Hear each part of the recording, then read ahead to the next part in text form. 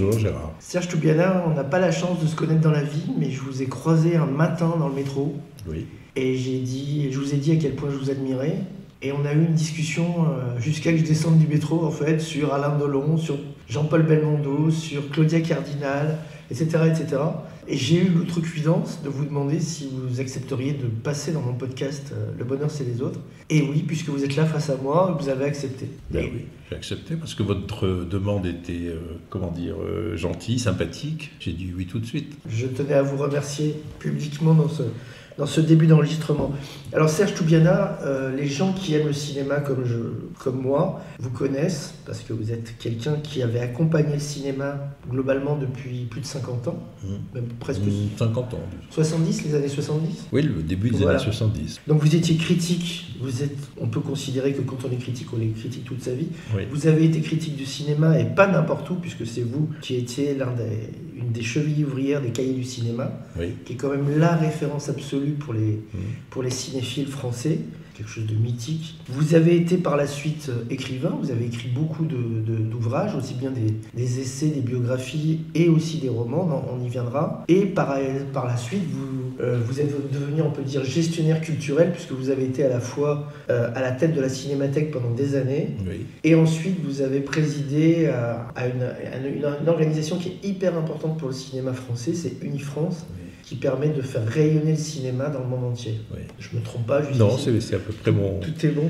mon cheminement, oui. Et alors, en plus, vous avez un point qui me rend encore plus sympathique, c'est que vous êtes d'origine tunisienne. Oui, je suis vous êtes né à Sousse. Oui, je suis né à Sousse, Voilà. en Tunisie. Donc j'ai en partie des origines tunisiennes, donc ça me parle. Et aussi parce que vous avez un amour immodéré pour quelqu'un dont vous étiez l'ami intime, qui est François Truffaut, Oui. et qui pour moi n'a jamais été... Enfin, on peut jamais dire d'un artiste qui n'a jamais été remplacé, mais c'est le cas. Je pense que François Truffaut n'a jamais été remplacé et qu'il était, de toute la nouvelle vague, c'était mon réalisateur préféré. Il y en avait plein d'autres, Rohmer, Chabrol, Godard et compagnie. Mais François Truffaut était, pour moi, presque une inaccessible étoile, comme on dit dans la chanson. Donc, il est mort il y a 40 ans, et oui. à quelques jours près, le 21 octobre 1984. Donc là, c'est pas si il y aura un hommage, une cérémonie, je ne sais pas. Moi, je sais que j'ai prévu d'aller le matin au cimetière Montmartre, sur sa tombe.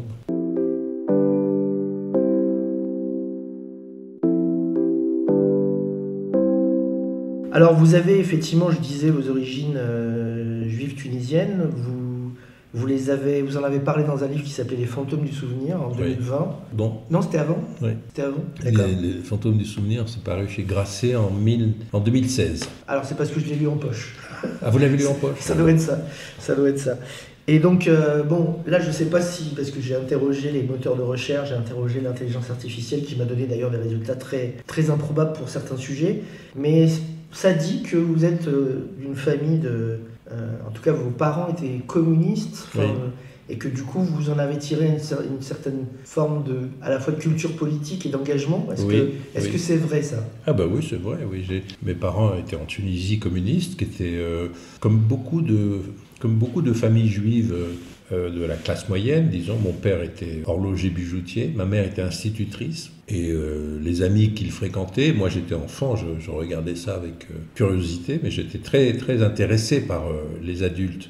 Comme quand les amis venaient dîner chez nous, oui, il y avait beaucoup de militants communistes, souvent juifs, et puis à un moment donné, c'est devenu des Arabes. Et j'ai compris, j'ai su qu'il fallait, entre guillemets, arabiser le Parti communiste tunisien, parce qu'il avait été quasiment animé que par des figures juives à Tunis, des grands avocats, des figures comme ça. Sebag.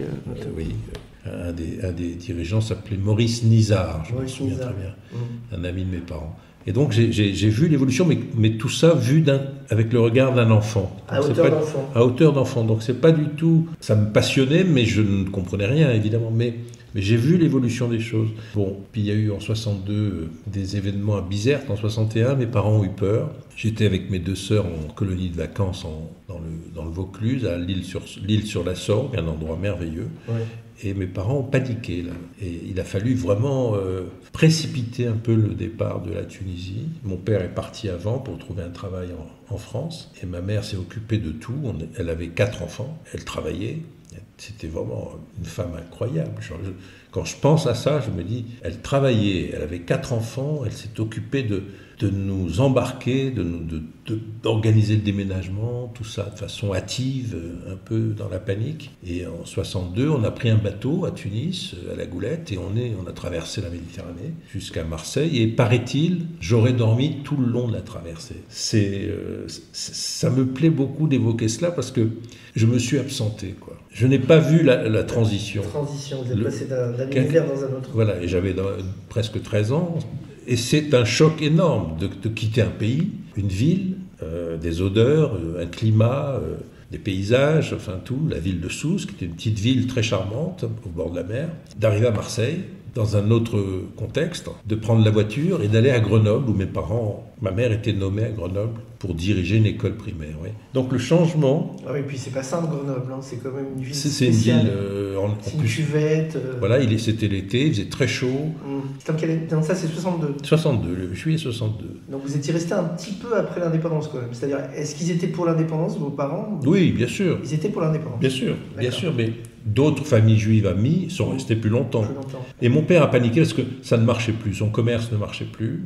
Il a vendu sa boutique d'horlogerie-bijouterie en Bradan. Il est venu s'installer à Paris, puis à Grenoble. Il a eu peur de Paris. Ça, je le raconte dans un livre, mon dernier livre, Le fils de la maîtresse, qui est paru chez Arléa il y a 2 ans, qui est un hommage à ma mère. Je parle aussi de mon père, bien sûr. Mon père est arrivé à Paris, seul, sans ma mère. Il a logé chez des oncles et tantes de ma famille. Et Paris lui a fait peur, quoi. Trop grand. Et donc, il s'est rabattu sur Grenoble. Sinon, je serais venu à Paris. Ma vie aurait changé. Si j'étais arrivé à Paris à l'âge de 13 ans, j'aurais été un gamin parisien, etc. Donc, je suis arrivé à Grenoble. C'était compliqué, mais j'ai fait mes études. Mais mes parents étaient toujours pro-communistes, si vous voulez. Et moi, j'ai vécu les années 60. La politique existait, mais je m'en foutais un peu. Mais c'est le cinéma qui est arrivé dans ma vie. Le cinéma a comblé quelque chose, un vide. Le cinéma m'a vraiment cueilli, quoi. J'aimais le cinéma.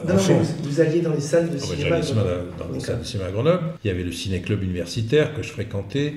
Et puis, il y a eu Pierrot le Fou en 65. Ça, je le raconte dans mes livres aussi, souvent. C'est que Pierrot le Fou, 1965, ça a changé ma vie, quoi. Ce film, je vois le film tout seul dans une salle, je paye ma place. Personne ne m'avait dit d'aller le voir. J'avais un professeur génial de littérature, Jean-Louis Letras, qui était très cinéphile, sauf qu'il détestait Godard. C'est pas lui qui m'a dit allez voir le film de Godard, c'est moi, par curiosité, parce que on parlait de Godard beaucoup, même si j'avais 16 ans. Je vais voir le film de Godard et je sors. Je n'étais plus le même en sortant, quoi. J'étais complètement ébranlé, choqué, bouleversé, ému par la beauté, quoi. La beauté. Les plans, les 2 acteurs, Anna Karina, Jean-Paul Belmondo, la musique, la Méditerranée, le bleu du ciel, je ne sais pas. La traversée comme ça dans cette voiture, la mort évidemment, la trahison, tout me plaisait, quoi. Mais j'étais j'étais pas formé, j'étais un jeune élève de lycée. Il y a une chose qui m'a conforté, je le dis aussi souvent dans mes écrits, c'est que, étant communiste, jeune communiste, Aragon, le grand poète Aragon, publie dans les lettres françaises, que je lisais de temps en temps, tout jeune, sans comprendre vraiment tout, un article sur 2 pages. Le journal était grand, le grand format, comme l'Équipe avant. Tabloïd. Un tabloïd. Qu'est-ce que l'art, Jean-Luc Godard? 2 pages. Et si vous relisez cet article, c'est magnifique, c'est écrit par Aragon. Et Aragon prend position pour Godard. L'art moderne aujourd'hui, c'est Jean-Luc Godard. Et ça m'a comblé. Moi, le jeune même pas cinéphile, le jeune garçon qui va voir un film de Godard, qui est bouleversé, qui sort, qui lit un article d'Aragon, qui conforte mon point de vue, qui argumente mon point de vue, j'ai eu un sentiment presque de naissance, là. Voilà, j'étais devenu un amoureux du cinéma. Parce que dans mon enfance en Tunisie, j'allais au cinéma avec mes 2 sœurs. Il n'y avait que ça à faire. Le week-end, le samedi, même nos parents nous donnaient 3 francs. On était 3. J'ai une sœur aînée et une sœur cadette. On allait voir les films, n'importe quoi. Qu'est-ce qu'on voyait? Des westerns, des péplums, des films avec Jerry Lewis. J'adorais Jerry Lewis. Bon, ça c'est vraiment... On voyait n'importe quoi. On ne choisissait pas. On voyait ce que les programmateurs, il y avait 3 salles à Sousse, nous proposaient. J'adorais les westerns. en français. J'adorais les Péplums moins, et les films de Jerry Lewis, Il j'adorais. n'y avait pas, comme à Tunis, beaucoup de salles qui donnaient des films égyptiens. Bien sûr, il y avait une salle. Et... Il y avait une salle Ouais. qui donnait des films égyptiens ou indiens, Ouais. mais les deux autres, c'était des films, disons, venus Des États-Unis. des États-Unis et Un peu de d'Europe. France. Voilà. Et donc, c'était un amour du cinéma très, très enfantin, mais ça a été, ça s'est poursuivi à Grenoble, et ça a été conforté, et là, à partir de Pierrot le Fou, je me suis senti du côté du cinéma, si vous voulez. Voilà. Pas simplement... Vous avez pris votre carte au parti du cinéma. Voilà. J'étais plus un simple spectateur, j'étais un spectateur actif. Godard m'a aidé à... Voilà. C'était donc 65, oui, révélateur. Et j'ai vu les films de Truffaut, et aussi à l'époque, évidemment. Et pour moi, dans cette enfance du cinéma, qui était la mienne, je n'ai jamais opposé Godard à Truffaut. Ils avaient Chacun avait ça. Ils occupaient une place différente. Ouais. Et de toute façon, ça ressemblait quand même à quelque chose que j'appellerais l'éducation, quoi. Godard m'a éduqué aussi, masculin-féminin, des films comme ça, avec Jean-Pierre Léaud. Des films très comme ça sur la France, masculin-féminin. Et les films de Truffaut m'ont appris l'éducation sentimentale, si vous voulez. À travers Jean-Pierre Léaud, dans les films de Truffaut, j'ai appris comment on drague une fille, comment les premiers baisers, les premiers pas vers le mariage, qui en général se conclut par un échec. Voilà. Quand on est jeune et qu'on aime le cinéma, ce sont des choses qu'on absorbe de façon naturelle, comme les romans, si vous voulez, que je lisais aussi, mais le cinéma avait une puissance plus forte, quoi, plus facile d'accès, un impact plus immédiat, quoi, voilà. D'ailleurs, vous connaissez la différence entre l'amour et l'amour du cinéma. Non. C'est qu'on ne divorce jamais du cinéma. C'est vrai. Une fois qu'on est tombé dedans, comme dans la littérature d'ailleurs, oui. on ne peut jamais en sortir. Et j'ai toujours pensé, je pense encore, que l'amour du cinéma ne peut naître que dans l'enfance. C'est-à-dire que je ne connais pas de cinéphile qui aime le cinéma à partir de 30 ans ou 25 ans. Le cinéma, c'est vraiment, ça a à voir avec l'enfance. Ça vient dans l'enfance combler quelque chose, meubler quelque chose, se loger dans une partie de vous, de votre cerveau, plus que votre cerveau, de votre âme, et ça ne disparaît jamais. Enfin, ça, c'est pour la vie, quoi. Et ça, je trouve que c'est formidable. Je ne sais pas comment ça marche aujourd'hui, ce mécanisme, parce que les jeunes d'aujourd'hui ont accès au cinéma différemment de votre ou de mon accès au cinéma qui était par la salle. Et on n'avait pas le choix. Puis il n'y avait pas d'autres loisirs. C'était le seul, à part d'aller prendre des bains de mer quand il faisait beau, parce que moi, je suis né au bord de la mer. Mais aujourd'hui, c'est différent. Mais moi, je sais que j'en suis convaincu, si on met cette petite graine dans le cerveau d'un enfant, un petit garçon, une petite fille, on fait une œuvre de transmission fondamentale. Ça continuera à vivre, à se développer dans le cerveau de cet enfant, garçon ou fille, pour le restant de sa vie.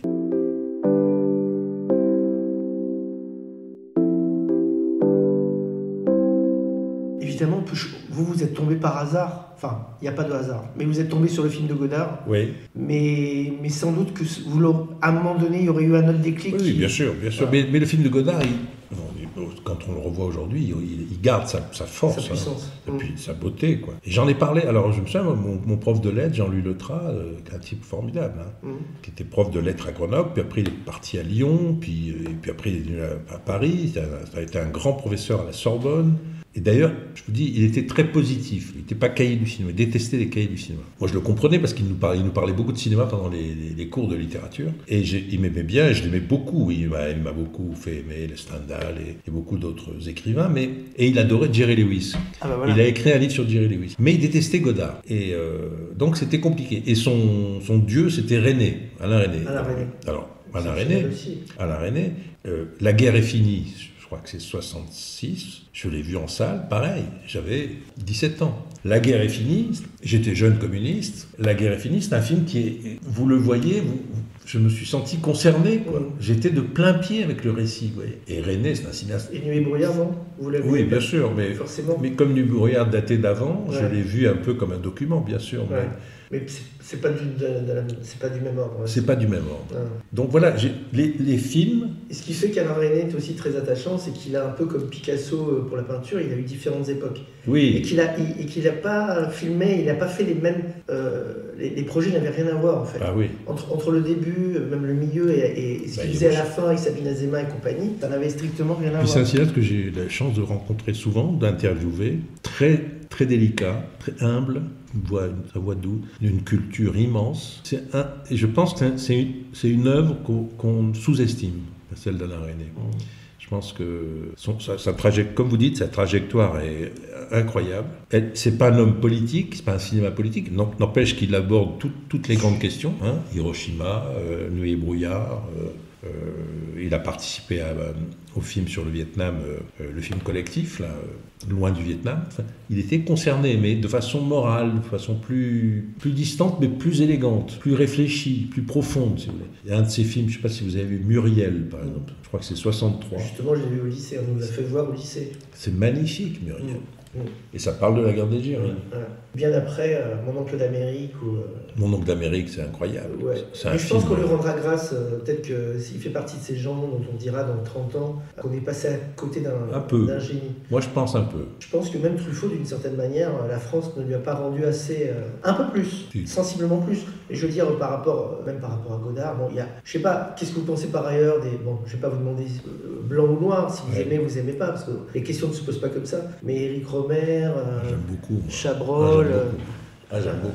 D'accord. Toute cette génération-là, vous ne faites pas de différence en fait. Chacun est différent. Chacun est différent. Ouais. Mais j'aime beaucoup. Rohmer, c'est une œuvre incroyable. Incroyable. Vous revoyez, j'ai revu des films là, cet été de Rohmer, Le Genou de Claire, des films c'est incroyable. Ma Nuit chez Maud, c'est un film qu'on peut revoir tous les 2 ans. Non, c'est d'une profondeur, c'est d'une élégance d'écriture, c'est vraiment des films très profonds. Chabrol, que j'ai eu la chance de rencontrer souvent et que que j'ai vraiment beaucoup aimé, parce que c'était un homme extrêmement agréable. Sans doute de toute la nouvelle vague, y compris Truffaut, c'était l'homme le plus accessible, le plus jovial, le plus amical. Il a une œuvre, il a fait plus de 50 films. Moi, j'ai toujours pensé, je le pense encore aujourd'hui, qu'à un moment donné, quand il fait La femme infidèle, Le boucher, que la bête meurt, Les noces rouges, juste avant la nuit, c'est le plus grand cinéaste français. Il est plus grand que Piala, il est plus grand que Truffaut, il est plus grand que... Parce qu'il fait une chronique de la France. C'est incroyable. Incroyable. Il est, j'allais dire, l'équivalent de Simenon en littérature. Et pour cause, il a fait beaucoup de films à partir des... Il en a fait 2. Il n'en a fait que 2, je crois qu'il en avait fait plus, vous voyez. Il en a fait 2 films d'après Simenon, Chapelier et Betty. Mais il était très simenonien. Au fond, c'est quoi Simenon? C'est quelqu'un qui explore l'homme ordinaire, les passions cachées, secrètes, et les pulsions de l'homme ordinaire, souvent provincial, souvent tenté par le crime ou l'objection, ou le diable. Mais Chabrol, après il a fait des mauvais films, mais je n'oublierai jamais ça, qu'à un moment donné, quand je revois La femme infidèle, quand je revois Juste avant la nuit avec, je ne sais pas si vous avez vu ce film, avec Michel Bouquet et Stéphane Audran et François Perrier, c'est génial. Que la bête meurt, c'est génial, sur l'abjection, sur le crime. Non, c'est un grand moraliste. Et pour moi, le seul avec qui je n'ai pas d'affinité, et je n'ai jamais eu d'affinité, c'est peut-être sans doute de ma faute, c'est Jacques Rivette. Je n'ai pas accroché du tout. Ni avec l'œuvre, ni avec l'homme d'ailleurs. J'accroche pas. Et Louis Malle? Alors Louis Malle, c'est compliqué. Au Cahiers, on n'aimait pas beaucoup Louis Malle. Sans doute, on a eu tort. Mais je l'ai rencontré 2 fois, ça n'a pas accroché du tout. Je ne sais pas pourquoi. Alors que tout le monde, des gens que j'estime, je pense à Alain Cavalier, qui est quelqu'un avec qui je suis très proche, Jean-Paul Rapneau, que j'aime beaucoup, qui ont travaillé avec Louis Malle, comme souvent l'assistant, m'ont toujours dit à quel point ils adoraient l'homme, Louis Malle. Mais c'est son cinéma que vous aimiez moins? Non, parce qu'il y a des films de lui... il y a un film de lui que je trouve sublime, c'est Le Feu Follet. Je croyais que vous alliez me dire Ascenseur pour l'échafaud.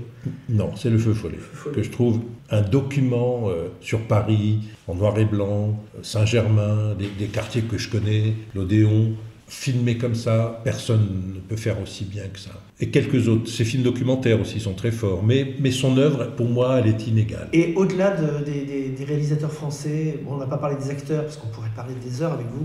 Oui. Je peux planter ma tente si vous voulez chez vous, mais ça, je ne pense pas que vous seriez d'accord.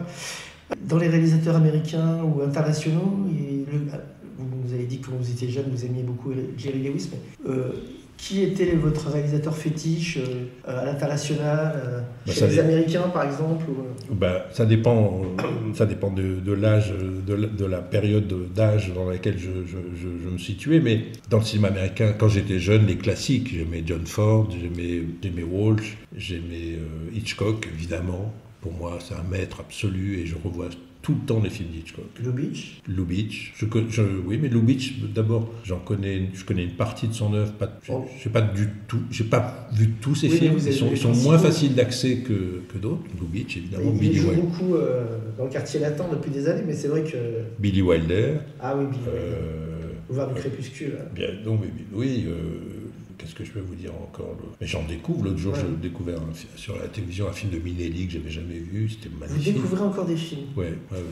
Ah ouais. Et puis, moi j'ai grandi, donc, comme vous l'avez dit, au Cahier du cinéma. Quand je suis rentré au Cahier du cinéma dans les années 70, 73, 74, c'était une période très dogmatique, très idéologique, très marxiste-léniniste, très maoïste. Le cinéma américain était interdit.